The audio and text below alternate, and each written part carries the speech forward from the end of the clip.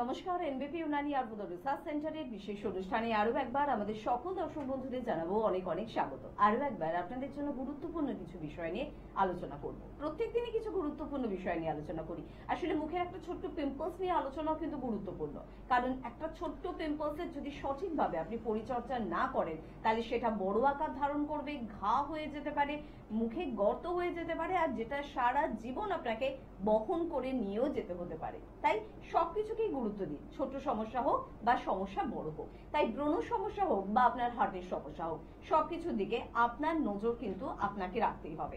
আর আপনি কিভাবে নজর রাখবেন, কিভাবে জানবেন, কিভাবে গুরুত্ব দেবেন নিজের শরীরকে, এই সব বিষয়ে সুন্দরভাবে পুঙ্খানুপুঙ্খভাবে আপনাদের বুঝিয়ে দেওয়ার জন্য আমাদের এনবিপির বিশেষ এই অনুষ্ঠান এই সময় প্রত্যেক দিন এই চ্যানেলে আমরা কিন্তু আপনাদের জন্য করে থাকি, যাতে আপনারা বুঝতে পারেন যে কিভাবে আপনি অনেক বেশি সচেতন হবেন এবং আপনার সমস্যাগুলোকে কিভাবে আপনি চিনবেন, এবং যখন আপনি সমস্যার সম্মুখীন হচ্ছেন তখন একজন চিকিৎসক আপনাকে কিভাবে সহযোগিতা করতে পারে এবং এনবিপি ইউনানি আয়ুর্বেদ রিসার্চ সেন্টারের ভূমিকাও সেখানে কত দূর। আজকে এরকম কিছু গুরুত্বপূর্ণ বিষয় নিয়ে আলোচনা করব। আর আপনারা জানেন এনবিপি মানে যে কোনো ক্রিটিক্যাল বা ক্রনিক ডিজিজের ট্রিটমেন্ট কিন্তু আপনারা পান অবশ্যই এনবিপি ইউনানি আয়ুর্বেদ রিসার্চ সেন্টারে। তাই যোগাযোগ কিন্তু অবশ্যই আপনাকে করতে হবে যদি আপনি চান, যদি আপনি চটজলদি ভালো হতে চান। আজকে আমাদের অনুষ্ঠানে উপস্থিত রয়েছেন এনবিপি ইউনানি আয়ুর্বেদ রিসার্চ সেন্টারের chief medical director doctor B Sharma. প্রথমেই তাকে জানাবো অনেক অনেক ধন্যবাদ এবং স্বাগত। নমস্কার। পাশাপাশি আজকে আমরা পেয়ে গিয়েছি এনবিপি ইউনানি আয়ুর্বেদ রিসার্চ সেন্টারের সিএমও ডক্টর রেন ভট্টাচার্যকে। ম্যাডামকেও জানাবো অনেক অনেক ধন্যবাদ এবং স্বাগত। নমস্কার। আর তার পাশাপাশি রয়েছেন আপনারা, যে কোনো ধরনের প্রশ্ন, যে কোনো ধরনের কোয়ারি যদি আপনার থাকে তাহলে কি করবেন, চট করে আমাদের নম্বরে ফোন করবেন এবং কথা বলবেন অভিজ্ঞ চিকিৎসকদের সাথে। এবং তার পাশাপাশি আপনাদের জন্য কোনো একটা বিষয় নিয়ে ভাবনা চিন্তা তো প্রয়োজনীয়তা রয়েছে। আমরা বলে থাকি যে আমাদের সব থেকে পছন্দের জিনিস আমাদের মন, আমাদের হার্ট, যেটা ভালো রাখার প্রয়োজনীয়তা সবসময় রয়েছে। তো আপনি যদি আপনার মনের দিকে যত্ন না নেন, যদি আপনার হার্টকে আপনি ভালো না রাখেন, তাহলে হার্ট আপনাকে কিভাবে ভালোবাসবে? তাই মনের যত্ন নিন। আর আজকে আমরা হার্টের বিভিন্ন সমস্যা নিয়ে আলোচনা করব। ভীষণ গুরুত্বপূর্ণ সমস্যা। আমাদের সঙ্গে উপস্থিত রয়েছেন ডক্টর বি শর্মা। আগে স্যারকে একটু জিজ্ঞাসা করবো যে হার্টে মূলত কি কি ধরনের সমস্যা আসে এবং কোন কোন দিকে আমাদের একটু নজর রাখার প্রয়োজনীয়তা রয়েছে। দেখুন, প্রথম তো হার্ট নিয়ে একটু পরিচয়টা করে দিই। আমরা না শুনেছি নাকি প্রেম করলে হার্টটা ভালো থাকে, হ্যাঁ, মনটা ভালো থাকে, এটা আমরা শুনেছি। তো এটাও কিন্তু সত্যি। কি কেন এই জিনিসটা বলা রয়েছে, কারণটা হচ্ছে কি, আপনি যখন প্রেম করেন, যখন আপনি ভালোবাসেন, তখন কি হয়, আপনার মনটা কিন্তু হ্যাপি থাকে। আর যখন আপনার মনটা যখন হ্যাপি থাকবে তখন কি হবে, আপনার কিন্তু হার্টটা ভালো থাকবে। এবার দেখুন, আজকে হার্টের যদি সমস্যা বলেন তো অনেক ধরনের সমস্যা আছে, যেখানে আজকে আমরা মেন যে স্টার্ট করেছি সেটা হচ্ছে কার্ডিওমেগালি। যেটা হচ্ছে আমরা শুনেছি হেপাটোমেগালি হয়, মানে আমাদের লিভারের মধ্যে চর্বিটা জমে যায়। তো সত্যি কি কার্ডিওমেগালি মানেটাও কি লিভার, হার্টের মধ্যে চর্বি জমে যাওয়া? তাই নয়, কিন্তু হার্টটাকে বড় হয়ে যাওয়া, ঠিক না, ইনলার্জ হয়ে যাওয়া। এবার এই যে ইনলার্জটা যে হয়ে যায়, তার সলিউশনটা কি, বা এই ইনলার্জটা হলো কেন, কি করলে এই হার্টের সমস্যা থেকে মানে এই বাঁচতে হবে, নাকি সত্যি অপারেশন করতে হবে? মানুষরা কিন্তু কনফিউজ থাকে। রং ট্রিটমেন্ট, রং ডিসিশন, রং চিকিৎসক হলে আপনার কিন্তু মৃত্যু হতে পারে। কারণটা হচ্ছে কি, আপনার শরীর কিন্তু হার্টের উপরে ডিপেন্ড আছে। এবার হার্টকে আপনি কি করে ভালো রাখবেন সেটা আজকে আমরা নিয়ে আলোচনাটা করব। প্রথম আজকে আমরা জানতে পারছি কি মেগালিকে বলা হচ্ছে যেটা আমাদের হার্টকে বড় হয়ে যাবে। আর এবার দেখুন, তার যে চেম্বারগুলো রয়েছে, ঠিক না, এই চেম্বারগুলোর মধ্যে যেরকম আপনার হার্ট যে বড় হচ্ছে, তখন কি হয়, আমাদের নিঃশ্বাসটা নিতে কষ্ট হয়। এবার নিঃশ্বাস নিতে যখন কষ্ট হয় তখন আপনার ডাক্তাররা কি করে, ইসিজি রিপোর্ট করায়, ইকো রিপোর্ট করায়, এনজিওগ্রাফি করায়। তখন আপনাকে বলে দেওয়া হয় স্টেন বসাতে হবে বা আপনাকে অপারেশন করতে হবে। একটা মানুষের শরীরের মধ্যে একটা হার্ট, যেটা 100 ইয়ার্স কিছু হবে না। আপনার বাড়িতে যে ঘড়ি রয়েছে না, তার একটা ব্যাটারি লাগানো হয়, 1 বছর পরে কিন্তু আপনার ব্যাটারিটা নষ্ট হয়ে যায়। ঠিক ওই রকমই আপনার শরীরের মধ্যে যে ব্যাটারিটা লাগানো হয় তার কিন্তু একটা আয়ু থাকে। 3 বছর থেকে 5 বছর পরে তার কিন্তু আয়ুটা শেষ হয়ে যায়, আবার কিন্তু আপনাকে অপারেশন করতে বলা হবে। তো এটা ভাববেন না কি আপনি অপারেশন করেই ভালো হয়ে গেলেন। প্রথম তো হচ্ছে কি, অপারেশন করেই আপনার সেই সময়ই যদি আপনার কোনো খারাপ কিছু যদি হয়ে যায়, তাহলে কি হলো, আপনার উল্টো হয়ে গেল। আর যদি সাকসেস হয়ে যায়, তারও যেটা আয়ুটা বললাম 3 থেকে 5 বছর। আমি আপনাকে বলবো কি, কেন আমরা সার্জারি করাবো? সত্যি কি সার্জারি ছাড়া আমরা কি ভালো হতে পারি না?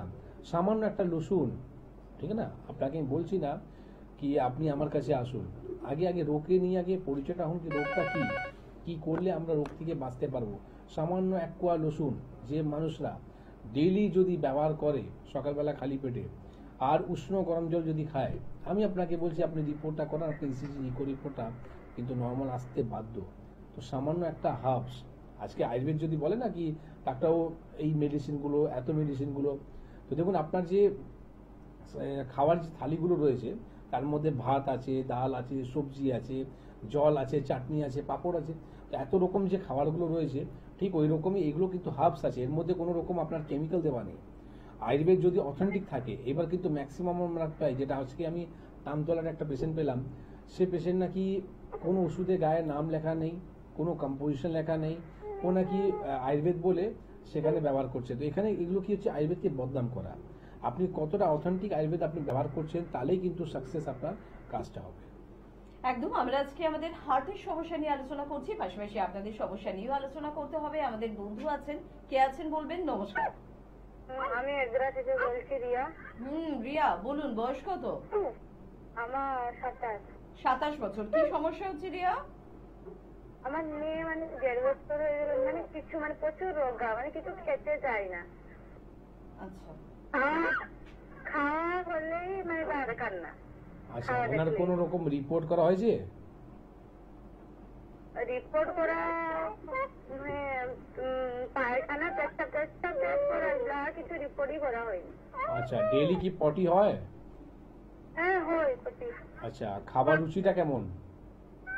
মানে কিছু মানে বাইরে খাবার খাইবে, কিন্তু মানে ঘরোয়া খাবার কিছু খেতে চাইবে না। আচ্ছা, আর মায়ের দুধটা কত মাস অবধি খেয়েছিল? সে 6 মাস অব্দি খেয়েছিল মায়ের দুধ, এখনো খায়, কিন্তু মানে বাইরের দুধ খাওয়াতে হয়ে থাকে। কেন এখন বাইরের দুধটা কেন খাওয়াচ্ছেন? আমার থেকে শর্ট হয় না দুধ, সেই জন্য।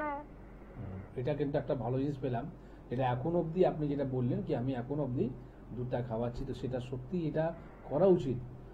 এক একটা এখনকার যে মানুষরা রয়েছে তারা নাকি সৌন্দর্যের জন্য তারা নাকি ভাবে নাকি আমরা ব্রেস্ট ফিডিং করলে আমাদের ব্রেস্টের শেপটা নষ্ট হয়ে যাবে। ঠিক আছে, এটা কিন্তু একদম বাজে কথা। আপনি যদি ব্রেস্ট ফিডিং যদি করান তাহলে কিন্তু ব্রেস্টের শেপটা কিন্তু আরো ভালো হবে। ঠিক আছে, তার মধ্যে আরো নিখারটা আসবে। যদি ব্রেস্ট ফিডিং যদি না করেন তাহলে কিন্তু কি হবে, সেখানে ক্যান্সার হওয়ার সম্ভাবনাটা বেড়ে যায়। এটা আমি বলছি না, এটা হু বলছে, ওয়ার্ল্ড হেলথ অর্গানাইজেশন থেকে এটা বলা রয়েছে কি আপনি যদি এরকম যদি মিল্ক যদি না বার করেন তাহলে কিন্তু আগামী দিন আপনার ক্যান্সার হতে পারে। আজকে দেখুন যারা সেলিব্রিটিরা রয়েছে তাদের দেখুন এই যে ব্রেস্ট ক্যান্সার হওয়ার সম্ভাবনাটা যে বেশি থাকে, সেটা পিছনের কারণটাও থাকে কি তারা কি ব্রেস্ট ফিডিং করে না। ঠিক না? তো এটা আপনি কাজটা খুব ভালো করছেন। আর তার সাথে সাথে দেখুন ওনার যে জিনিসটা করতে বয়সটা খুবই কম, 1.5 বছর, তো আমি বলবো কি ওনাকে কোনো রকম এখন থেকেই উল্টো পাল্টা না খাওয়ানো, মানে আপনি এখন ননভেজটা একটু কম খাওয়ান। কারণটা হচ্ছে কি এক একটা বাচ্চাদের কি হয় তার লিভারটা কিন্তু উইক থাকে, তখন আপনি ভাবেন কি আমি এখনই এই সময় ওনাকে কিন্তু মাংস দেবো, এই সময় নাকি খুব রিচ খাওয়াবো, তাতে কি হয় ওনার পাচন শক্তিটা খারাপ হয়ে যায়। ঠিক আছে, তো আপনি চেষ্টা করুন এখন গরমের সময় যতটা পারেন লিকুইড খাবার ওনাকে দিন, উষ্ণ গরম জলটা দিন, ফল দিন। এরপরে যদি না হয় এগরা পাশে আমাদের চেম্বার আছে হেরিয়াতে, যদি পারেন একবার নিয়ে আসবেন, নিশ্চয়ই ওনার সলিউশনটা আমরা বার করবো।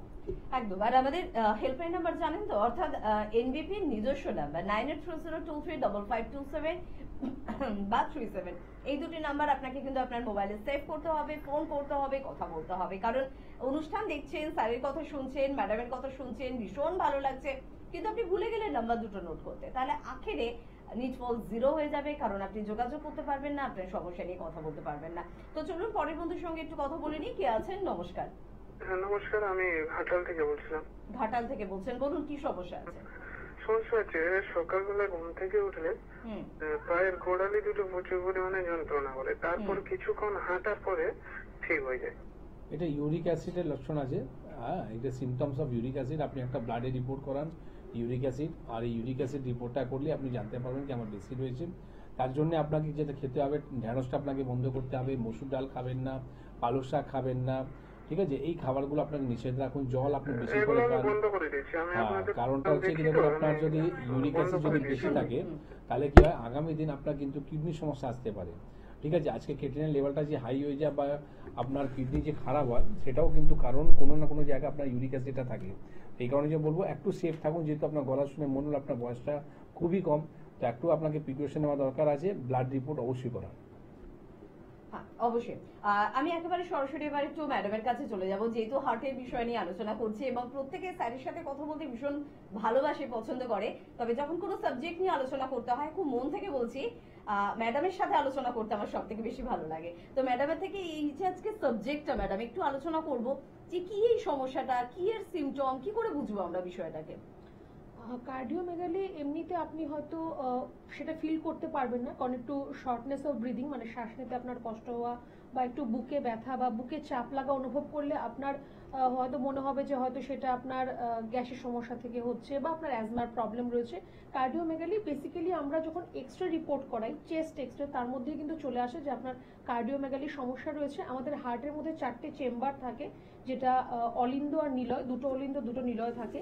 সেই চেম্বারগুলো বড় হয়ে যায়, সোয়েল আপ হয়ে যায়, তো সেখান থেকে সেটাকে কার্ডিওমেগালি বলা হয়। কার্ডিওমেগালির একটা মেইন কারণ হতে পারে কনজেনিটাল, মানে জন্ম থেকে আপনার হার্ট বড়, সেটি একটা খুব সাধারণ সমস্যা, অনেকের মধ্যে দেখা যায়। আরেকটি সমস্যা সেটা হচ্ছে আপনার যদি হাই ব্লাড প্রেশারের সমস্যা থাকে, যদি আপনার বিপি হাই থাকে সবসময়, তাহলে আপনার হার্টকে অতিরিক্ত পরিমাণ পাম্প করতে হয়, ব্লাডটাকে অতিরিক্ত পরিমাণ পাম্প করে ব্লাডটাকে সারা শরীরের মধ্যে ছড়াতে হয়, সেখান থেকে আপনার কার্ডিওমেগালি হওয়ার একটা সম্ভাবনা থাকতে পারে।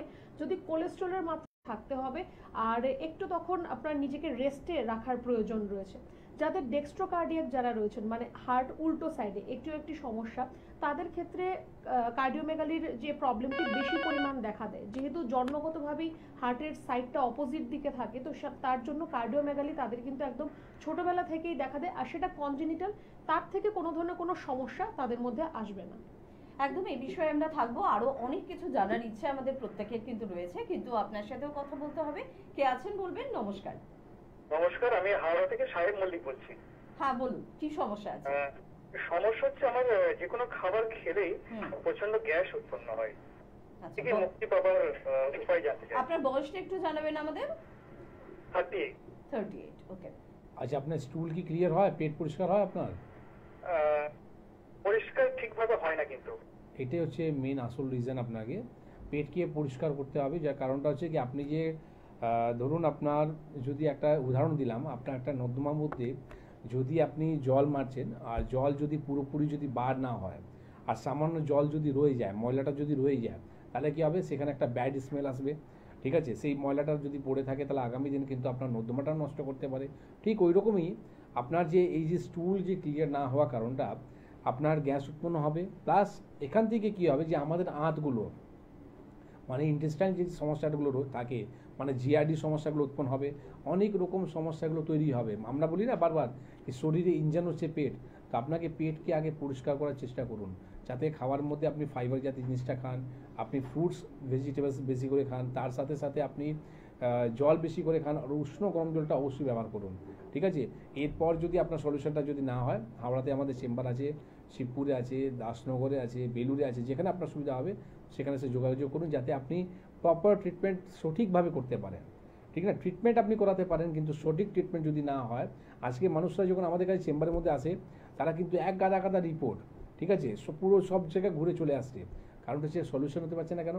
কারণটা হচ্ছে যে যত মাথা তত কথা, মানে যাকে জিজ্ঞেস করছে সেই না সব কিছু জানে, বা সে বলছে এখানে চলে যাও ওখানে চলে যাও, সব জায়গায় ঘুরে নিচ্ছে। লাস্টে কিন্তু দেখতে হচ্ছে কি আপনাকে আপনার প্রিয় দেশের ওষুধ, সেটা আপনাকে আয়ুর্বেদিক ব্যবহার করতে হচ্ছে। সেটা যদি আপনি আগে করতেন, তাহলে এত টাকা বা এত ঘোরা যে জিনিসটা, এটা থেকে আপনি বেঁচে যেতেন।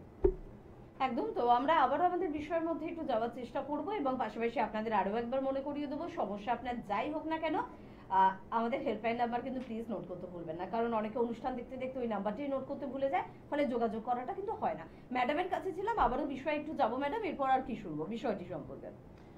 কার্ডিওমেগালি এটি মেল ফিমেল উভয়ের ক্ষেত্রেই হতে পারে।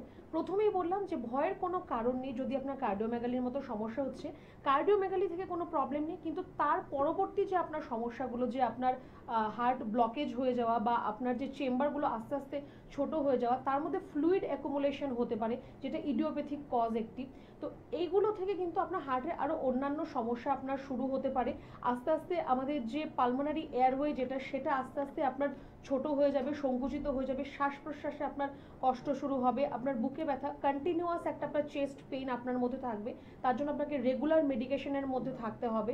তো কার্ডিওমেগালি থেকে কোনো সমস্যা নেই, কিন্তু এর যে ফলে যে সমস্যাগুলো আপনার মধ্যে আসছে সেটা নিয়ে চিন্তার কারণ রয়েছে। হার্ট খুব ইম্পর্টেন্ট অর্গান আমাদের শরীরের মধ্যে, ব্রেনের পরেই হার্টের প্রয়োজন রয়েছে। এবার হার্টের মধ্যে আপনার যদি কোনো ধরনের এরকম সমস্যা দেখা দিচ্ছে, আস্তে আস্তে আপনার শরীরে আরও অন্যান্য সমস্যা চলে আসবে। যেহেতু হার্টের কাজ হচ্ছে ব্লাড পাম্প করা, ব্লাড পাম্প করে দূষিত রক্তটা আমাদের সারা শরীরের মধ্যে ছড়িয়ে দিচ্ছে।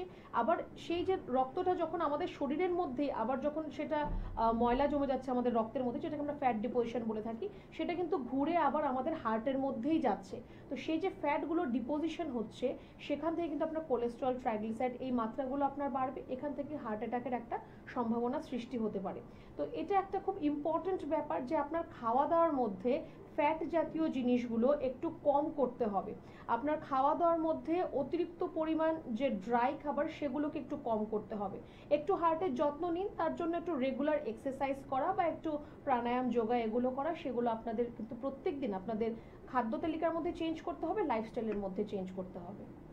একদম, আপনাদের সাথে আমাদের তো একটা হার্টের সম্পর্ক নিশ্চয়ই রয়েছে, তাই হার্টকে ভালো রাখার দায়িত্ব কিন্তু অবশ্যই এনবিপির অভিজ্ঞ চিকিৎসকদের। আজকে আমাদের সংস্থার chief medical director doctor B Sharma যেখানে উপস্থিত রয়েছেন, সেখানে বিষয়টা নিয়ে আরেকটু জানার ইচ্ছে রইল। তো স্যার, এই বিষয়টা নিয়ে আর কি শুনবো আপনার কাছ থেকে? আর তো এটাই শুনতে হবে কি আপনার দেখুন, এই যে জানতে পেলেন তো আজকে কার্ডিওমেগালি মানে আপনার একটা হার্ট অ্যাটাক হওয়ার সম্ভাবনাটা 90% বাড়িয়ে দেয়। তো আপনি হার্ট অ্যাটাক বাঁচার জন্যে আপনি কি তাহলে প্রেম করবেন না আপনি ট্রিটমেন্ট করবেন? হ্যাঁ, প্রেম করবেন, ভালোবাসবেন, অবশ্যই করবেন, কেন কি মনটাকে আপনাকে ভালো রাখতে হবে। কিন্তু তার সাথে সাথে আপনাকে চিকিৎসা করা দরকার, আর অথেন্টিক আপনাকে রিপোর্ট করা দরকার। কি এই সময় আপনাকে কি রিপোর্ট করতে হবে সেটা জানিয়ে নেওয়া দরকার।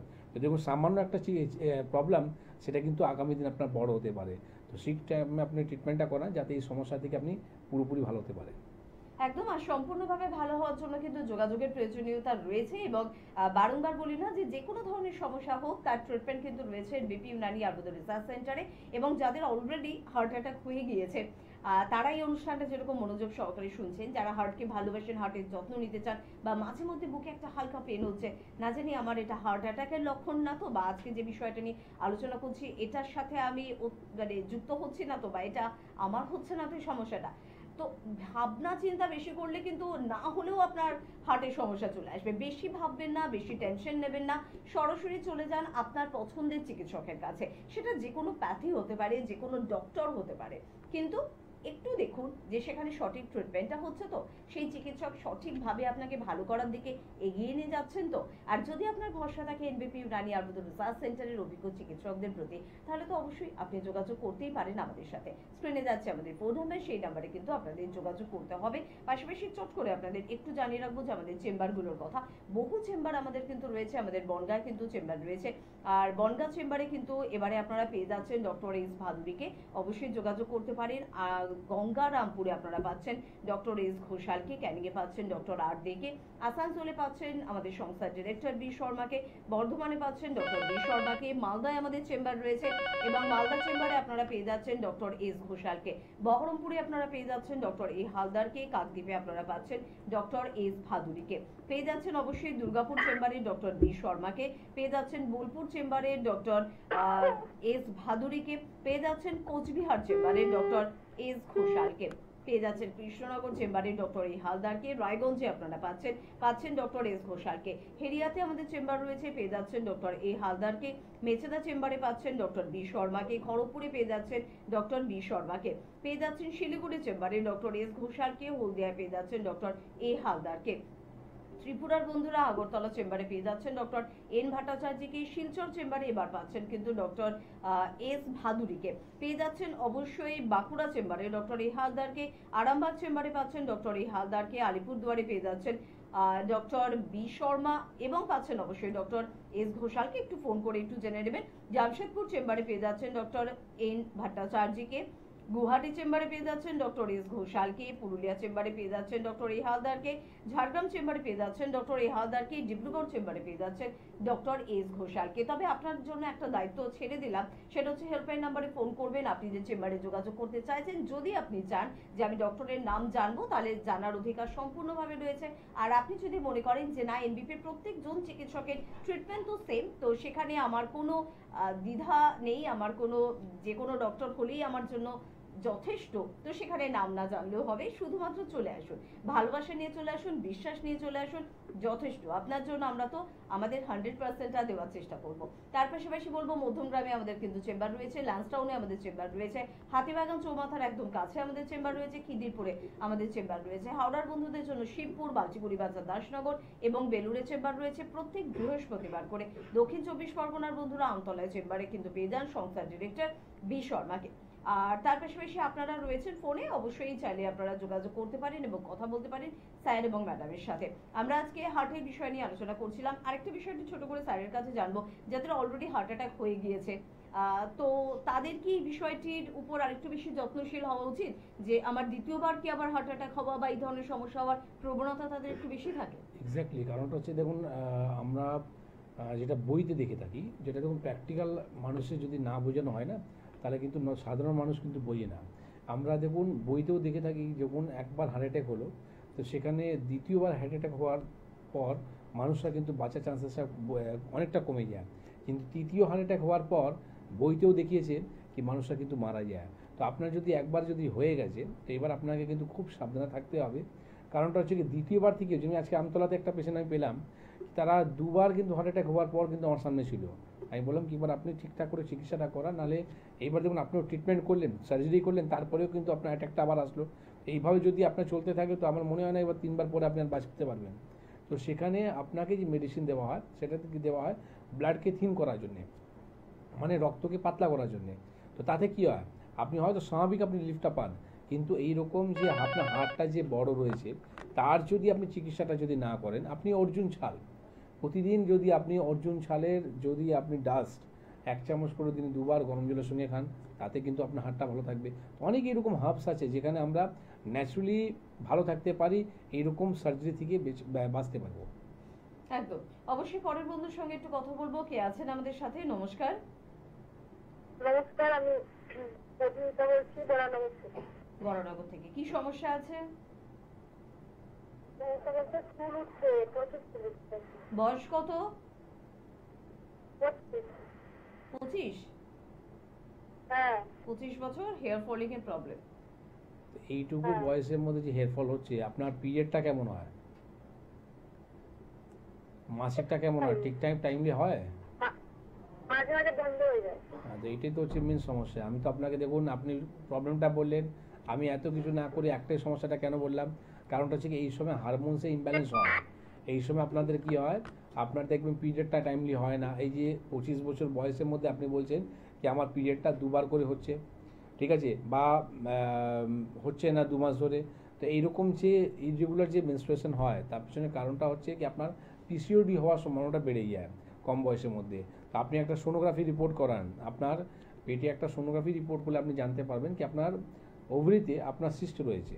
তো যার ফলে কি হচ্ছে, আপনার হারমোনস ইমব্যালেন্সের জন্য আপনার হেয়ার ফল হচ্ছে, স্কিন ডাল হচ্ছে, আপনার ফেসের মধ্যে হেয়ার গ্রোথ করছে, ঠিক আছে।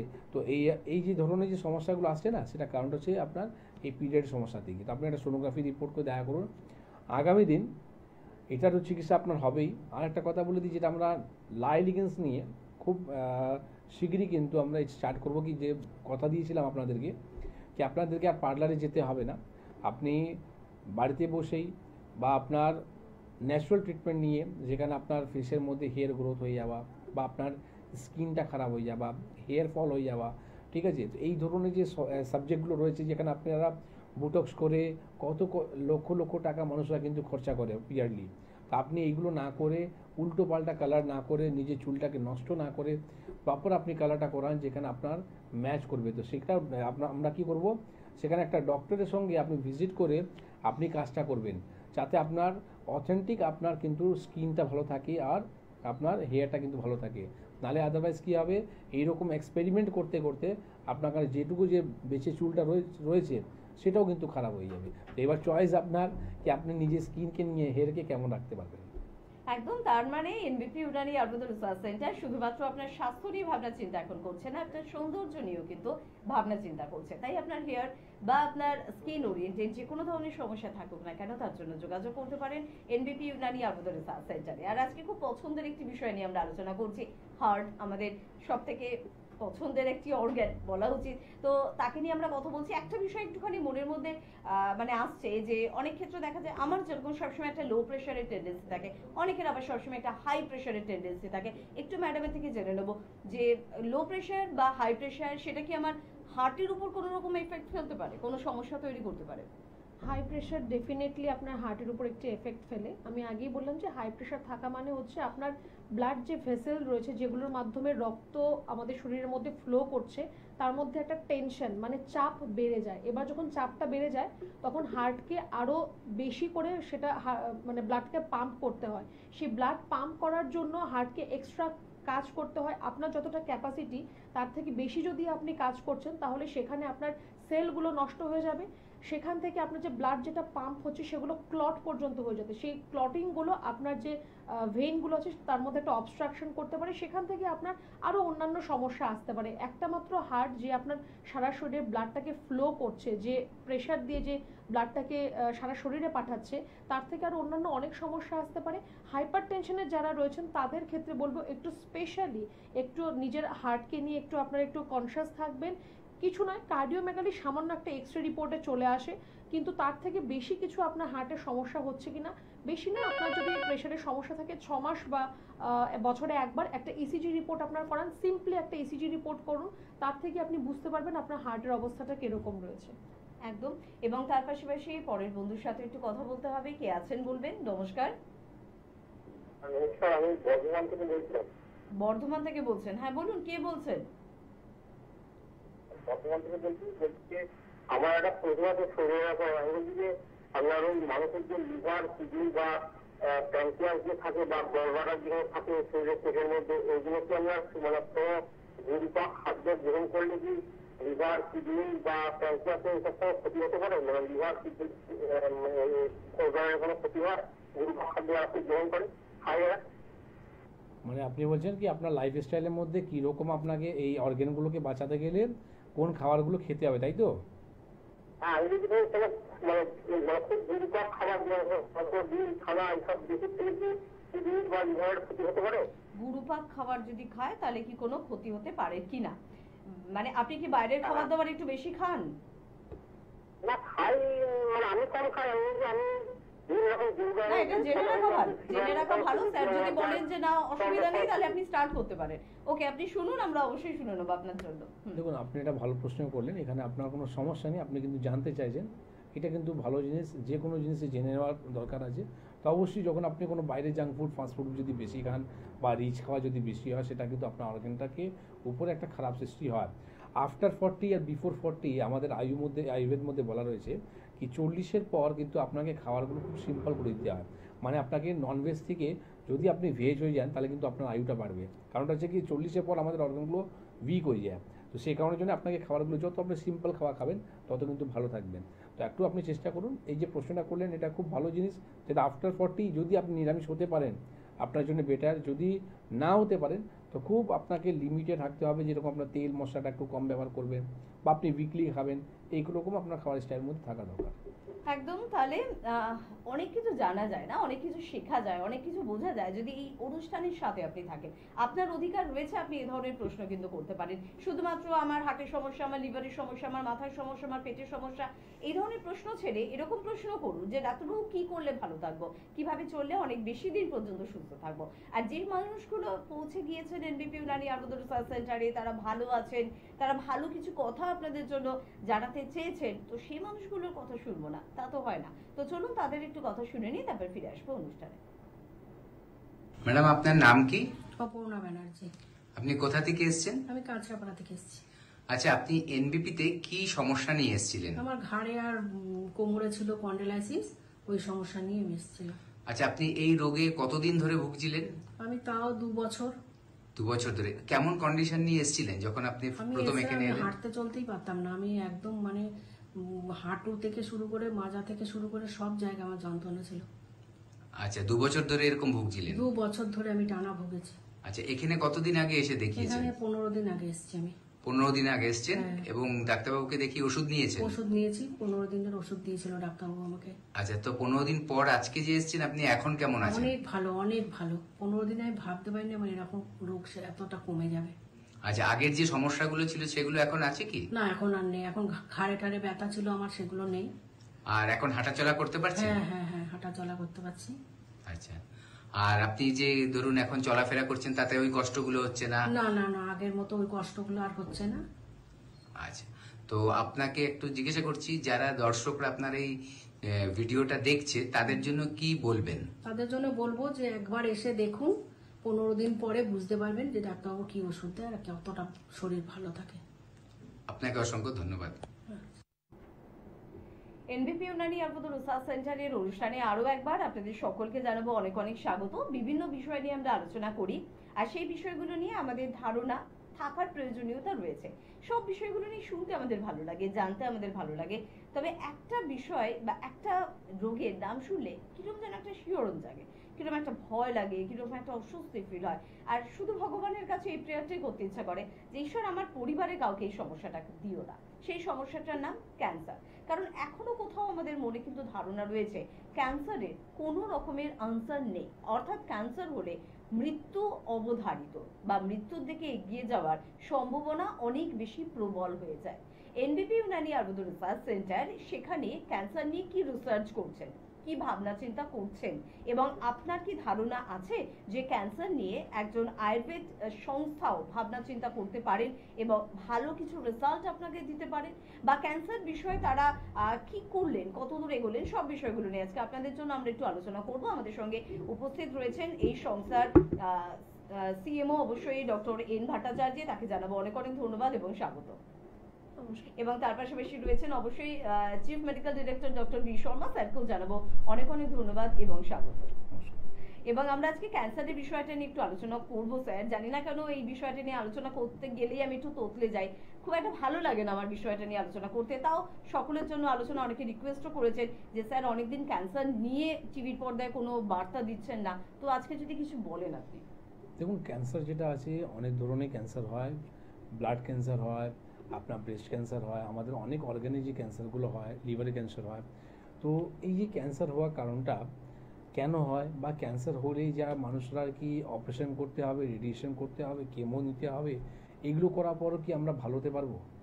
মোস্ট অফলি আমরা এটাও জানি কি যাদের বাড়িতে ক্যান্সার রয়েছে তারা কিন্তু, যারা ক্যান্সার রুগী রয়েছে বা যাদের ছিল তারাও কিন্তু ভালো করে জানে কি এইসব ট্রিটমেন্ট করেও রোগটা কিন্তু আরও ছড়িয়ে দেওয়া হয়।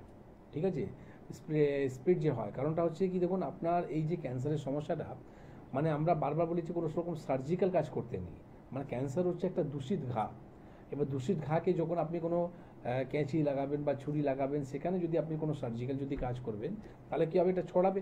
এবার ছড়ানোর পরে কী হবে, আপনার কিন্তু একে কন্ট্রোল করতে পারবেন না। তো chemo, radiation, operation is not a treatment, এটা হচ্ছে আপনার একটা রোগকে থামাচাপা দেওয়া। ঠিক আছে, এবার এই প্রবলেমকে যদি আপনি মেডিকেশনের উপরে যদি যান তাহলে কিন্তু আমরা দেখেছি এক একটা রোগীদের 20 বছর 25 বছর কিন্তু তারা কিন্তু আজকে ভালো রয়েছে। আমাদের কাছে অনেক পেশেন্ট আছে ক্যান্সারে, তারা কিন্তু এখন চিকিৎসা নেওয়ার পর আমাদের অনলাইনকে দেখায়, অনেক গুজরাটে পেশেন্ট আছে, ব্যাঙ্গালোরে পেশেন্ট আছে, বাইরে পেশেন্টগুলো আছে, তারা কিন্তু আমরা ওষুধগুলো তাদেরকে পাঠিয়ে দিই কোরিয়ার মাধ্যমে, সেখানে তারা আজকে আমার কাছে 20 বছর 22 বছর ধরে তারা কিন্তু ট্রিটমেন্ট করেও কিন্তু সুস্থ আছে। তো সেটা কারণটা হচ্ছে না কি, তারা কিন্তু ভুলভাল ট্রিটমেন্ট করেনি। এবার দেখুন ক্যান্সারের যে রিপোর্টটা আপনি ভাবছেন কি বায়োপসি রিপোর্টটা বানাবো, তো দেখুন ক্যান্সারের রিপোর্টের মধ্যে প্রথম সিমটমসগুলো আপনি কী করে জানবেন? প্রথমে আপনি দেখবেন কি আপনার ওয়েট কিন্তু রিডিউস হয়ে যাচ্ছে, বা আপনার একটা টিউমার, একটা সামান্য একটা যেটা টিউমার, একটা ঘা কিন্তু ক্যান্সারের রূপ নিতে পারে।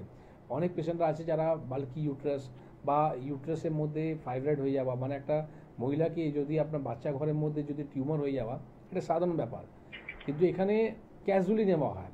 এই যে ক্যাজুয়ালি যে নেওয়া হয় সে কারণের জন্যে আজকে কিন্তু এইসব পেশেন্টকে কিন্তু ওভারিতে ক্যান্সার বা ইউট্রাসে ক্যান্সার হওয়া সম্ভাবনাটা কিন্তু বাড়িয়ে দেয়। তো আমি আপনাকে বলব, যখনই আপনার কোনো একটা সমস্যা রয়েছে না, তখনই কোনো আপনি সিরিয়াস হয়ে যান। কারণটা হচ্ছে কি, আমরা বলছি তিল কা তাল হয়ে যায়। আমাদের হিন্দিতে কাহাওয়াত আছে কি, সামান্য যদি তিলকে যদি আপনি ফেলে রাখেন সেটা কিন্তু আগামী দিন তাল হয়ে যাবে। তো সেটাই হচ্ছে প্রবলেমটা কি, একটা সামান্য একটা টিউমার, সামান্য একটা সিস্ট, ঠিক আছে, এইটা কিন্তু আগামী দিন আপনার বড় হতে পারে। তো আপনার লাং ক্যান্সার হোক না কেন, আপনার ব্রেস্ট ক্যান্সার হোক না কেন, আপনার যে কোনো জায়গায় আপনার ক্যান্সার হোক না কেন, তার আয়ুর্বেদ মধ্যে খুব সুন্দর চিকিৎসা আছে, যেটা আজকে 5000 বছর আগে থেকেই আপনার মেডিসিনগুলো বার করা রয়েছে। আর এই কারণের জন্যই আমি আগামী 1 মাস পর একটা বইও বার করছি, যেটা মার্কেটের মধ্যে আপনি যে কোনো বই মেলার মধ্যেও পাবেন, আর তার সাথে সাথে আপনি আমাদের সেন্টারের মধ্যেও পাবেন। সেখান থেকেও আপনি অনেক কিছু জানতে পারবেন এই ক্যান্সার বিষয়ের ব্যাপারে। আর শুধু ক্যান্সার নয়, তার মধ্যে অনেক কিছু আপনি জানতে পারবেন কি যে কোনো রোগ হোক না কেন, যাতে আমরা ফার্স্ট স্টেজের মধ্যে আমাদেরকে কোনো ডাক্তারের কাছে না যেতে হয়, ফার্স্ট স্টেজের মধ্যে আমরা বাড়িতে বসেই প্রিকশন নিয়েই আমরা সমস্যা থেকে সমাধান পেতে পারি। একদম। তো সব ধরনের পরিকল্পনা তো রয়েছে এনবিপি ইউনানি আয়ুর্বেদ রিসার্চ সেন্টারে, শুধুমাত্র আপনার জন্য, আপনাদের জন্য, যাতে আপনারা দীর্ঘদিন পর্যন্ত ভালো থাকেন। তবে জানি না কেন আজকে এই বিষয়টা নিয়ে, অর্থাৎ ক্যান্সারের বিষয়টা নিয়ে আলোচনা করে একটু যেন স্বস্তির নিঃশ্বাস ফেলতে পারছি, যে ক্যান্সার নিয়ে খুব বেশি প্যানিক হওয়ার দরকার নেই, খুব বেশি টেনশন করার দরকার নেই। ট্রিটমেন্ট রয়েছে, সঠিক প্যাথি, সঠিক চিকিৎসককে নির্বাচন করুন আর ভালো থাকুন। কে আছেন বলবেন? নমস্কার। বলছিলাম। কোথা থেকে? বলছিলাম হচ্ছে বারাসাত থেকে। আপনার বারাসাত থেকে বলছেন, বলুন কি সমস্যা? সমস্যা বলতে ম্যাডাম মানে মালিকটাকে ঠিক আছে ব্যথা হয়, ফাইনালের প্রবলেম আমি ঠিক বুঝতে পারছি না। বুকের বাদিকে ব্যথা হয়? না বুকের না, নাক নাক নাকে বাদিকে ব্যথা হয়? হ্যাঁ। আপনি একটা এক্সরে রিপোর্ট করান পিএনএসে, ঠিক আছে? আপনার নাকের মধ্যে যে ব্যথাটা হয় সেটা কারণটা কি আছে সেটা আপনার এক্সরে রিপোর্ট আপনার বলতে পারবে। কারণটা হয় অনেক সময় কি হয়, আমাদের নাকটা না ভিতরে হাড়গুলো বেঁকেও যায়, আবার অনেক সময় পলিপস হয়ে যায়। তো এই যে কথাটা বললাম না, এখন স্টার্ট করেছিলাম কি সামান্য একটা সিস্ট, সামান্য একটা টিউমার কিন্তু ক্যান্সার হতে পারে।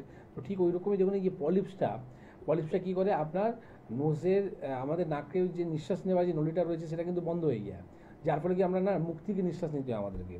তো আপনার এই যে পলিপসটা আজকে ব্যথা হচ্ছে, কালকে কিন্তু আপনার নিঃশ্বাসটাও বন্ধ হতে পারে। তো আপনাকে প্যানিক হওয়া দরকার নেই, ঠিক আছে? আজকে যে কোনো ক্যান্সার হোক না কেন, যে কোনো টিউমার হোক না কেন, যে কোনো আপনার সিস্ট বা পলিপস হোক না কেন, তাদেরকে একটা কথা বলবো কি উইল পাওয়ার আপনাকে স্ট্রং রাখতে হবে। আপনার যদি মনে যদি জোর থাকে আর সাহস থাকে, তাহলে কিন্তু আপনি ক্যান্সার উপরেও কিন্তু জয় পাবেন। অবশ্যই। এবং যে কোনো ধরনের সমস্যা হোক, আপনার তার জন্য যোগাযোগ আপনি করতেই পারেন এনবিপি ইউনানি আয়ুর্বেদ রিসার্চ সেন্টারে। অর্থাৎ নাকের সমস্যা, কানের সমস্যা, চোখের সমস্যা, গলার সমস্যা, এর জন্য আপনাকে বিভিন্ন চিকিৎসকের কাছে আলাদা আলাদাভাবে ছুটোছুটি করতে হবে না। এনবিপি এমন একটা ছাতা বা এমন একটা ছাদ যার নিচে আপনি মাথার চুল থেকে পায়ের নখ পর্যন্ত যে কোনো ধরনের সমস্যার কিন্তু সমাধান পাচ্ছেন। আজকে ভীষণ ইম্পর্টেন্ট একটা বিষয় নিয়ে আলোচনা করছি, সেটা হচ্ছে ক্যান্সার। তো একটু ম্যাডামের কাছেও যাব, মানে কি প্রশ্ন করব, কোন দিক থেকে প্রশ্ন করব আমি বুঝে উঠতে পারছি না। তবে একটু জানতে চাইবো ক্যান্সার নিয়ে আমাদের কতটা বেশি সচেতন থাকা উচিত, এবং ক্যান্সারটা কি সত্যি ভয়ঙ্কর একটা ভয়ের বিষয়? অ্যাকচুয়ালি ক্যান্সার সমস্যাটা এরকমই যে অর্ধেক লোক হয়তো ভয়েই আরো বেশি অসুস্থ হয়ে যায়। এরকম কোনো ব্যাপার নেই যে আপনার ক্যান্সার হয়েছে মানেই আপনি মরে যাবেন, এরকম কোনো ব্যাপার নেই। তার স্টেজ থাকে, আপনার যদি একদম ইনিশিয়াল স্টেজ যদি আপনার ডায়াগনোজ হয়, খুব সুন্দর ট্রিটমেন্ট রয়েছে, ট্রিটমেন্ট করলে সেটা আপনার সেরে যাবে। যদি একটু লেট, আপনার যদি গ্রেড যদি একটু বেশি হয়ে যায়, সেখান থেকেও কিন্তু আপনার সারার বা সেরে ওঠার একটি জায়গা অবশ্যই রয়েছে।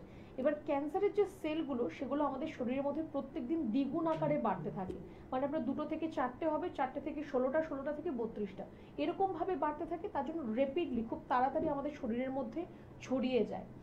জেনেটিক একটা কারণ রয়েছে। যদি আপনার ফ্যামিলি হিস্ট্রি থাকে যে আপনার ফ্যামিলিতে কারোর কোনো না কোনো ক্যান্সার রয়েছিল, আপনাকে একটু সচেতন থাকতে হবে। যদি আপনার সারা শরীরের মধ্যে কোনো ধরনের আপনি সিস্ট, টিউমার এরকম কিছু আপনি দেখতে পাচ্ছেন, সেটা ইন্টারনালি বা এক্সটার্নালি যেরকমই হোক, সেটাকে ফেলে রাখবেন না একদমই, কারণ সেখান থেকে সেটা আপনার ক্যান্সারাস হতে পারে।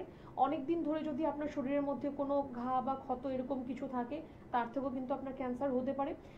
সবচেয়ে ইম্পর্টেন্ট যেটা, আপনার ক্যান্সারের মধ্যে যদি কারোর ক্যান্সার ডায়াগনোসিস হয়ে থাকে, সেখানে আপনার কিন্তু খাবার, আপনার ফুড বা আপনার ডায়েট কিন্তু খুব ইম্পর্টেন্ট একটা রোল প্লে করে। কয়েকদিন আগেই নিউজের মধ্যে আমরা দেখতে পেয়েছি, খুব বড় একজন সেলিব্রিটি, তার মায়ের ক্যান্সার হয়েছিল। উনি শুধুমাত্র ডায়েট চেঞ্জ করে কিন্তু ওনার ক্যান্সারের সমস্যা অনেকটা কিন্তু উনি ঠিক করে দিয়েছিলেন। মেডিকেশনের তো প্রয়োজন রয়েছে অবশ্যই। কোনো ধরনের সুইট প্রোডাক্ট মানে মিষ্টি বা চিনি, এই জিনিসগুলোকে একদম কাট ডাউন করতে হবে আপনার খাদ্য তালিকা থেকে। কার্বোহাইড্রেট জাতীয় খাবারকে একটু কাট ডাউন করতে হবে। আর ট্রিটমেন্ট তো অবশ্যই তার মধ্যে রয়েছে। এখন আমরা প্রচুর পেশেন্ট দেখতে পাই ক্যান্সারের, কারণ ওয়ার্ল্ড ওয়াইড প্রচুর এখন ক্যান্সারের পেশেন্ট রয়েছে। সেটা আমাদের যে লাইফস্টাইল রয়েছে, যে ল্যাথার্জিক আমাদের লাইফস্টাইল বা আমাদের ফুড হ্যাবিট বা এনভায়রনমেন্ট, তার জন্য কিন্তু প্রচুর এখন ক্যান্সারের পেশেন্ট দেখা দেয়। তার মধ্যে যেটা আমরা প্রত্যেকেই জানি যে অতিরিক্ত পরিমাণ স্মোকিং স্মোকিং বা অতিরিক্ত পরিমাণ অ্যালকোহল কনজাম্পশন, সেটা কিন্তু একটা কোনো না কোনো সময় গিয়ে কিন্তু আপনার একটা ক্যান্সারের কারণ হতে পারে। এবার আপনার অ্যালকোহল খেলেই যে ক্যান্সার হবে এমন কোনো কথা নেই, কিন্তু তার পার্সেন্টেজটা কিন্তু অনেক বেশি থাকে। সেম স্মোকিং করলেই যে আপনার ক্যান্সার হবে এমন ব্যাপার নেই, কিন্তু পার্সেন্টেজটা অনেকটা বেশি হয়। যদি আপনার হওয়ার প্রবণতা হয়, এই জিনিসগুলো আরো বেশি ইন্ধন যোগান দেয়, তাড়াতাড়ি আপনার মধ্যে সমস্যাটা আসতে পারে। একদম মানে আজকে থেকে যদি 10 বছর আগে গিয়ে আমরা অনুষ্ঠানটা করতাম, তাহলে হয়তো বলতাম যে প্লিজ পুরুষ বন্ধুদের জন্য বলতাম যে সিগারেটটা একটু কম খান, অ্যালকোহলটা একটু কম নিন। কিন্তু এখন তো শুধুমাত্র পুরুষ বলে এটা বলতে পারবো না, কারণ নারী পুরুষ নির্বিশেষে এগুলো আমরা কিন্তু এখন গ্রহণ করছি। আর এটা কিন্তু ক্যান্সারের সত্যি একটা পার্ট, একটা কারণ হতেই পারে। তাই সচেতনতা বাড়ান, সব শখই আমরা পূরণ করব, তবে সেটা লিমিটে করব। কে আছেন বলবেন? নমস্কার। হ্যালো। হ্যালো, হ্যাঁ বলুন, কে বলছেন? আমি বলি চক্রবর্তী বলছি বালিগঞ্জ থেকে। বালিগঞ্জ থেকে বলছেন। বয়স কত? আমি একটু মায়ের সম্বন্ধে জানতে চাই। মায়ের বয়স কত? মায়ের বয়স 58। হুম। কিছুদিন ধরে মায়ের পায়ে ভীষণ মানে গোড়ালির কাছে ব্যথা হচ্ছে, কিন্তু বডির ওয়েট কিন্তু অত না। দেখছি গোড়ালিতে মাঝে মাঝে ঘুম থেকে ওঠার পরেই মানে খুব ব্যথা হচ্ছে, হাঁটতেও অসুবিধে হচ্ছে আর কি। ওনার কোনো ইউরিক অ্যাসিড রিপোর্ট হয়েছে? না, ইউরিক অ্যাসিড কিছু নেই, করা হয়েছিল যদিও 2 মাস আগে করা হয়েছিল। বা কোনো এক্সরে রিপোর্ট হয়েছে অ্যাঙ্কেল জয়েন্টে? হ্যালো, কোনো রকম এক্সরে রিপোর্ট হয়েছে? না না, এক্সরে কিছু করা হয়নি। একটা এক্সরে রিপোর্ট করান, ঠিক আছে? আগে আপনি জানুন কি ওনার প্রবলেমটা কোথায় আছে। অনেক সময় কি হয় দেখুন, ইউরিক অ্যাসিডের মধ্যে অনেক ক্রিস্টালগুলো আমাদের জমে যায় স্মল জয়েন্টের মধ্যে, যে কারণের জন্য ব্যথা হতে পারে। এবার আপনি বালিগঞ্জে বলছেন, তো একটা ভালো খবর আপনাকে দিয়ে দিই। আগামী রবিবার আমি বালিগঞ্জের চেম্বার, মানে আমাদের ল্যান্সডাউন চেম্বারের মধ্যে আমি থাকবো। অনেক পেশেন্টের রিকোয়ারমেন্ট ছিল কি ডাক্তারবাবু আপনি রোববারে কলকাতা থাকেন না, আপনি রোববার দিন কবে বসবেন, তাহলে আমাদের অফিস দিয়ে ছুটি করে আমি কিন্তু কলকাতায় দেখাতে পারবো। কিন্তু এইবার এই আগামী রোববার আমি কলকাতার জন্য রেখেছি, যেখানে আমি আমাদের যে Kolkata head office, main office যেটা রয়েছে একদম শিশুমঙ্গল হসপিটালের উল্টো দিকে, সেখানে আমি থাকবো। যদি আপনি পারেন মাকে একবার নিয়ে আসুন। আর আপনি যে বললেন 2 মাস আগে যে রিপোর্ট করা রয়েছে, সেই রিপোর্টটা অবশ্যই নিয়ে আসবেন। তার আগে যদি আপনি এক্সরে রিপোর্ট করতে পারেন, সেটা আপনি করে নেবেন। অনেক সময় কি হয়, হাড় বাড়তে থাকে, ঠিক না? তো হাড় বাড়ার সময় কিন্তু ব্যথাটা হয়। তো এবার কি কারণের জন্য ব্যথাটা হচ্ছে সেটা আগে জানুন, ঠিক আছে?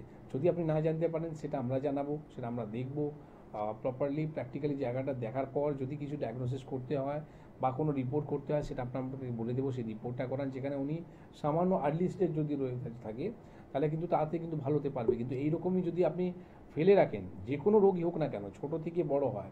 আজকে আপনার যদি সমস্যা হচ্ছে কি এরকম ব্যথা হচ্ছে শুধু ঘুম থেকে ওঠার পরেই, কিন্তু এই প্রবলেমটা মানে তারপরে আস্তে আস্তে চলে যাচ্ছে, কিন্তু এই প্রবলেমটা যদি ফেলে রাখলে কি হবে, আপনার স্টিল রয়ে যাবে, মানে আপনাকে কন্টিনিউ আপনাকে ব্যথা ফিল করতে হবে। তখন আপনাকে বাধ্য হয়ে কিন্তু ব্যথা বড়ি খেতে হবে। এবার দেখুন, একটা ব্যথা বড়ি বা ব্যথা হচ্ছিল, ব্যথা বড়ি খাওয়ার পর আপনি কিন্তু কিডনিটাকে খারাপ করলেন। তো জিনিসটা না একটা থেকেই একটা কিন্তু বাড়তে থাকে। তো তার জন্য আপনাকে বলবো একটু আপনার অ্যালার্ট হন। আর আপনি যে হেল্পলাইন নাম্বার যাচ্ছে, হেল্পলাইন নাম্বারে ফোন করে আগামী রোববার দিন দেখা করুন। একদম যোগাযোগ তো করতে হবে 9030235527 বা 37, এই দুটি ফোন নাম্বার কিন্তু একেবারে আপনাদের জন্য। এই নাম্বারে ফোন করতে হবে। আপনি কোথায় থাকেন সেটা যদি আপনি জানান, তাহলে আপনার বাড়ির কাছাকাছি চেম্বার সম্পর্কে আপনাকে কিন্তু অবশ্যই জানান দেওয়া হবে আমাদের হেল্পলাইন নাম্বারের তরফ থেকে। কিভাবে অ্যাপয়েন্টমেন্ট নেবেন সবটা কিন্তু আপনাকে সুন্দরভাবে বুঝিয়ে দেওয়া হবে। আমাদের সঙ্গে পরের বন্ধু হাজির। কে আছেন? নমস্কার। হ্যালো, কে বলছেন? হ্যাঁ আমি হাওড়া থেকে বলছি। হাওড়া থেকে বলছেন? হ্যাঁ বলুন, কি সমস্যা? আমার ওই বাঁদিকের আর কি ব্রেস্টে না মাঝে মধ্যে খুব টিং করে। হুম হুম। এটা কি থেকে হচ্ছে? মানে ব্রেস্টে বাঁদিকটাতেই বেশি হয়। ব্রেস্টে কোন সাইড হচ্ছে, মানে আপনার লেফট সাইডে হয়? হ্যাঁ, মানে বাঁদিকের বুকের নিচেটা। আচ্ছা। আপনি বাড়ি কোথায়? আপনার বাগনানে? হ্যাঁ, আপনার হাওড়া কোথায় বাড়ি? আমি বাগনানে থাকি। বাগনানে থাকেন। তো আপনাকে আমি বলি একটা কথা, যেটা হচ্ছে কি এই সমস্যার জন্য কোন ডাক্তারকে দেখিয়েছেন? না, অ্যাকচুয়ালি না আমার এটা পিরিয়ডসের কিছুদিন আগেই হয়। এটা আমি বলছি আপনাকে। বা আপনার কোনো রকম ওখানে টিউমার বা সিস্ট দেখা যাচ্ছে? না, ওরকম কিছু নেই, শক্তভাব কিছু নেই। আচ্ছা, সোনোগ্রাফি রিপোর্ট করেছেন আপনি পেটের? না। একটা সিম্পল একটা সোনোগ্রাফি রিপোর্টটা করবেন। আপনার পিরিয়ড ঠিকঠাক পরিষ্কার হয় না, ঠিক আছে? যে কারণের জন্যে আপনার এই প্রবলেমটা আসছে, ঠিক আছে? আর এই জিনিসটা যদি স্টিল রয়ে যায়, তাহলে কিন্তু দেখবেন পিরিয়ড হওয়ার আপনার আগে কিন্তু আপনার পেন হবে, বা এইরকম একটা যেটা বললেন আপনি চিনচিন হচ্ছে একটা অস্বস্তি ফিল হবে। তো সেটা আপনার কারণটা হচ্ছে কি পিরিয়ডের সময় শুনতে থাকুন। আপনার কি ম্যারিড হয়ে গেছে, বিয়ে হয়ে গেছে? না না না বিয়েটা হয়নি। তো অনেক সময় দেখা যায় কি আফটার ম্যারেজ কিন্তু এই জিনিসটা নর্মালি হয়ে যায়, আবার না অনেক সময় এটাও দেখা যায় কি আফটার ম্যারেজ কিন্তু এই প্রবলেমটা যায় না, ব্রেস্ট ফিডিং হওয়ার পরেও কিন্তু এটা যায় না। তো আমি আপনাকে একটাই কথা বলবো কি আগামী মানে সামনে যে ডেটটা রয়েছে মেচেদা ডেট, সেই ডেটে আমি নিজে থাকবো। তা আপনি যদি বাগনানে থাকেন তাহলে বাগনানের পাশে আপনার মেচেদা চেম্বারটা পড়বে, এক মিনিট। সেখানে আপনি আসুন আর একটা সোনোগ্রাফি রিপোর্ট আপনি অবশ্যই করান, সেটা আমরা প্রপার জানতে পারবো কি কারণের জন্য এই প্রবলেমটা হচ্ছে, ঠিক না? তাহলে আপনি চিকিৎসাটা করলে আপনি পুরোপুরি ভালো হতে পারবেন। হ্যালো, একদম বলুন, কে আছেন? নমস্কার, এবার আমি মালদা থেকে বলছি। মালদা থেকে বলছেন, বলুন কি সমস্যা, বয়স কত? বয়স আমার 48। হুম, আমার হাঁটু কোমর যন্ত্রণা করে, ব্যথা করে। তো হাঁটু কোমরে যে যন্ত্রণা করে তার জন্য কোনো এক্সরে রিপোর্ট হয়েছে আপনার? হ্যাঁ হ্যাঁ হয়েছে? সেখানে কি হয়েছে, ডাক্তার বলেছে কিছু না, বয়স হয়েছে সেই জন্য। বাপরে বাপ, কিছুই না তারপর আবার বয়স হয়েছে? তো বয়স কত আছে আপনার, কত আছে বয়স? 48। বাপরে বাপ, 48! তো আমার তো বাবা বয়স হয়ে গেল এখন, আফটার 60 উপরে হয়ে গেল, তার তো কিছু হচ্ছে না, আপনার বয়স হয়ে গেল 48-এর মধ্যে। কারণটা হচ্ছে কি আপনার যে খাওয়া দাওয়ার যেটা রয়েছে না, এই খাওয়া দাওয়ার জন্য আপনি কম বয়সে কিন্তু বুড়ো হয়ে গেছেন, যে কারণের জন্য আপনাকে বলে দেওয়া হয়েছে কি আপনার বয়স হয়ে গেছে। এটা কিছুই নয়, আপনার সঠিক ট্রিটমেন্ট নেই, যে কারণের জন্য আপনাকে এই কথাটা বলা হয়েছে। শুনুন আপনি। মালদাতে আমাদের চেম্বার আছে, এটা কি আপনি জানেন? মালদাতে আমাদের চেম্বার রয়েছে, আগামী ডেট কোনটা আছে সেটা হেল্পলাইন নাম্বারে ফোন করে জানুন, আর আপনার এক্সরে রিপোর্টটা নিয়ে আসুন, আর আপনাকেই আমরা দেখাবো কি আপনার প্রবলেমটা কোথায় রয়েছে।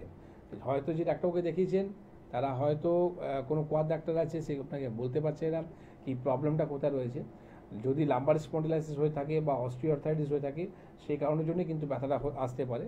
তো আমি আপনাকে বলবো যেটা মালদার ডেটে দেখা করুন, আর তার সাথে সাথে আপনাকে যেটা করতে হবে সেটা হচ্ছে এখন আপাতত কোমর ঝুঁকে আপনি বেশি কাজ করবেন না, ভারী জিনিস তুলবেন না, সিঁড়ি ভাঙা বন্ধ করুন, আর কোমর পায়খানা ইউজ করুন, এটাতে আপনি করতে চালু করুন। কারণ যে ইন্ডিয়ান টয়লেট করলে আমাদের শরীরের যে ওয়েটটা রয়েছে সেটা আমাদের হাঁটু উপরে পায়ের উপরে চাপটা পড়ে, যে কারণের জন্য ব্যথা কিন্তু আরও বেশি হতে থাকে। তো প্রিকশন নেওয়া দরকার, তার জন্য বলবো একটু ওয়েস্টার্ন টয়লেটটা আপনি ইউজ করুন, আর মালদা চেম্বারে দেখা করুন।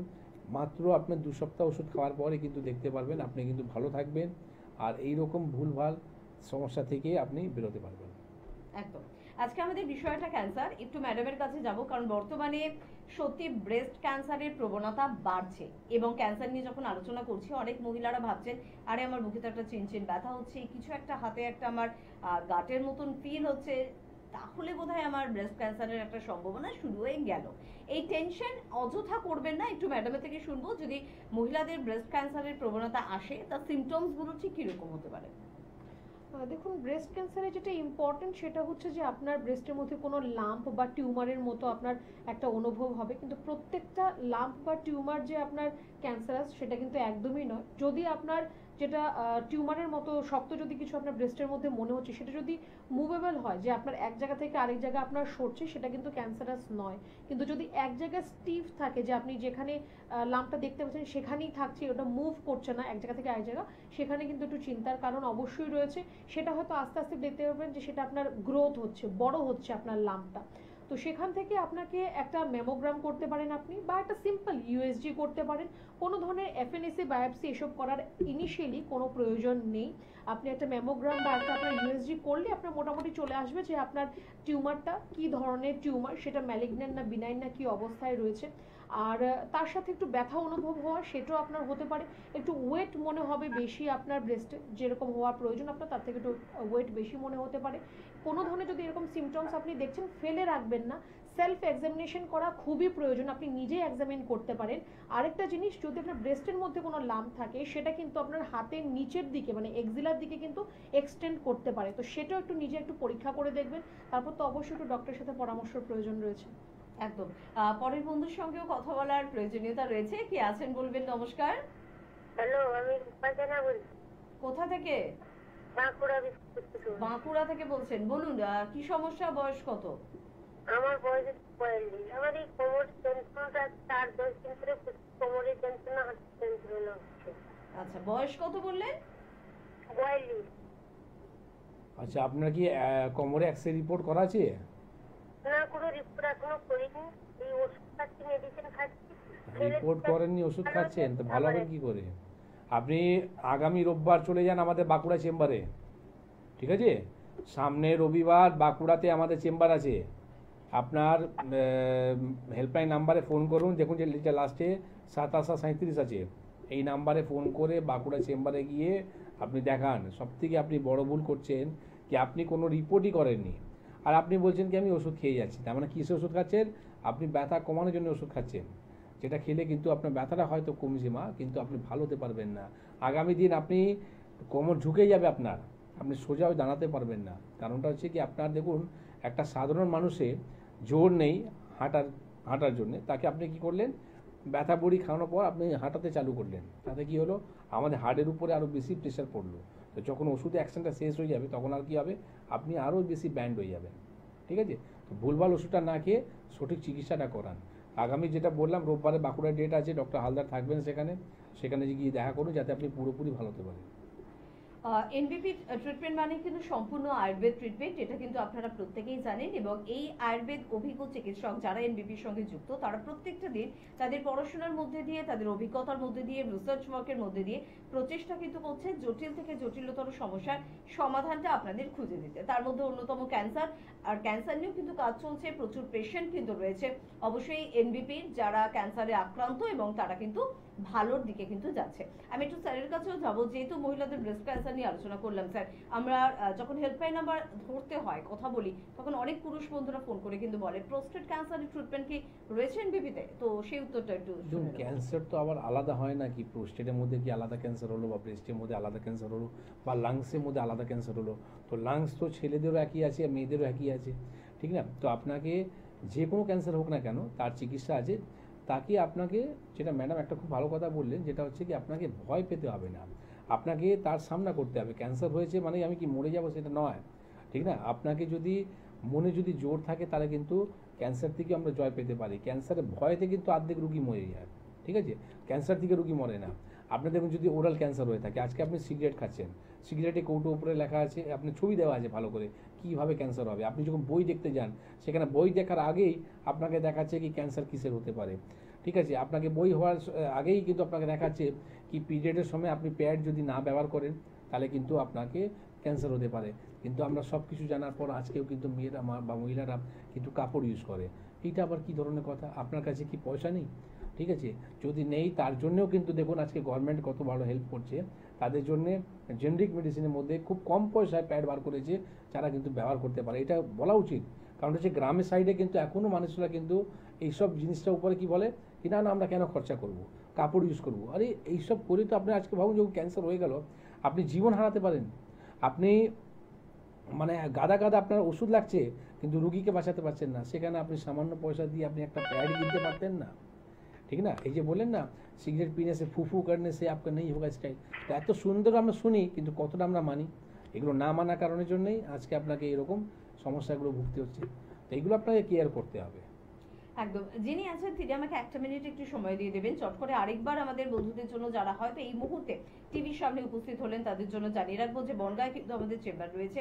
থাকছেন এবারে ডক্টর এস ভাদুরী, থাকছেন অবশ্যই গঙ্গারামপুরে ডক্টর এস ঘোষাল, ক্যানিংয়ে পাচ্ছেন ডক্টর আর ডেকে, আসানসোলে পাচ্ছেন ডক্টর বি শর্মাকে, বর্ধমানে পাচ্ছেন ডক্টর বি শর্মাকে, পেয়ে যাচ্ছেন মালদাতে ডক্টর এস ঘোষালকে, বহরমপুরে পাচ্ছেন ডক্টর ই হালদারকে, কাকদ্বীপে পেয়ে যাচ্ছেন ডক্টর এস ভাদুরীকে, দুর্গাপুরে আপনারা কিন্তু পাচ্ছেন ডক্টর বি শর্মাকে, পেয়ে যাচ্ছেন অবশ্যই আপনারা পরবর্তী চেম্বারে বেছেদায় পেয়ে যাচ্ছেন ডক্টর বি শর্মাকে, খড়গপুরে পেয়ে যাচ্ছেন ডক্টর বি শর্মাকে, শিলিগুড়িতে পাচ্ছেন ডক্টর এস ঘোষালকে, হলদিয়া পেয়ে যাচ্ছেন ডক্টর এ হালদারকে।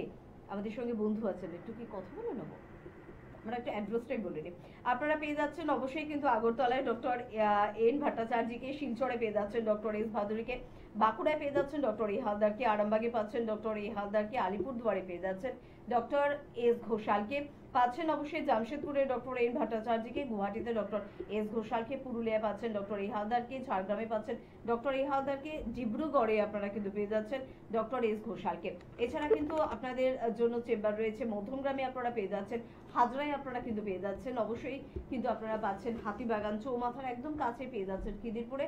দক্ষিণ 24 পরগনার বন্ধুরা পেয়ে যাচ্ছেন অবশ্যই আমতলায়। প্রত্যেক বৃহস্পতিবার করে কিন্তু আপনাদের জন্য চেম্বার রয়েছে। একেবারে সংক্ষিপ্ত সময়, এবং যারা যোগাযোগ করতে চাইছেন, কথা বলতে চাইছেন, স্ক্রিনে কিন্তু যাচ্ছে এনবিপি নিজস্ব নাম্বার, সেই নাম্বারে এবার ফোন করুন 9830235527 বা 37। আর একদম সময় সংক্ষিপ্ত স্যার, যেতে যেতে ক্যান্সার বা আমাদের বন্ধুদের সচেতন আরেকটু হওয়ার জন্য কি বার্তা থাকবে? একটা জিনিস থাকবে কি, আপনি প্রতিদিন সকালবেলা ঘুম থেকে উঠে 10খানা তুলসী পাতা ভালো করে ধুয়ে সেটা চিবিয়ে খেতে চালু করুন। কারণটা হচ্ছে এটা অ্যান্টিঅক্সিডেন্ট আর আপনার অ্যান্টি অ্যালার্জি, তার সাথে সাথে আপনার ইমিউনিটি লেভেলটাকে স্ট্রং রাখে। কারণটা হচ্ছে কি, আপনার যদি ইমিউনিটি লেভেল যদি স্ট্রং থাকে তাহলে ক্যান্সারের মতো সমস্যাও কিন্তু আপনার শরীরের মধ্যে আসবে না। আর আপনার কি মানতে হবে কি, ইমিউনিটি লেভেলটাকে বাড়াতে হবে। তার জন্য তুলসী পাতা খুব ভালো সাহায্য করে। তার সাথে সাথে আপনি কাঁচা হলুদ, ঠিক না, আপনি প্রতিদিন সকালবেলা কাঁচা হলুদ খেতে পারেন যদি আপনার ক্যান্সার থেকে যদি বাঁচতে চান। অবশ্যই আজকে হাতে সময় একদম নেই, আরো বিষয় নিয়ে আলোচনা করার ইচ্ছে তো রইলো, তাই ইচ্ছে পূরণ হবে পরবর্তী অনুষ্ঠানের দিকে নজর অবশ্যই রাখবেন। ধন্যবাদ জানাবো আপনাদের, ধন্যবাদ জানাবো স্যারকে, ধন্যবাদ জানাবো ম্যাডামকে। প্রত্যেকে ভালো থাকবেন, নমস্কার। ম্যাডাম আপনার নাম কি? মিতালি দাস। কোথা থেকে এসেছেন? আমরা ব্যারাকপুর থেকে এসেছি। আচ্ছা, এনবিপি তে আপনি কি সমস্যা নিয়ে এসেছিলেন? কোমরের সমস্যা, হাঁটু, কাঁধ, হাত সব ব্যথা ছিল। তো আমি কাজ করতে পারতাম না, কষ্ট হতো। সকালবেলা ঘুম থেকে উঠে আমি দাঁড়াতে পারতাম না, খানিকক্ষণ চেয়ারে বসে থাকতাম, তারপর আস্তে আস্তে আস্তে ওটা ঠিক হতো। তো 1.5 বছর ধরে আমি অ্যালোপ্যাথি চিকিৎসা করেছি, কিন্তু সাময়িক ভালো হলেও আস্তে আস্তে আবারও বাড়তে থাকে, কোনো কিছু কম হয়নি। তারপর আমি এখানে টিভিতে দেখে আমি এই প্রতিষ্ঠানে এসেছি। হ্যাঁ, এখানে কিন্তু ওষুধ খেয়ে মোটামুটি ভালো আছি। এখানে কতদিন আগে এসেছেন? এই 1.5 মাস হলো। 1.5 মাসের ওষুধ খেয়ে এখন কি কি সমস্যা আপনার মিটে গেছে? ব্যথাগুলো সেরকম নেই, চলাফেরা করতে বা চলাফেরা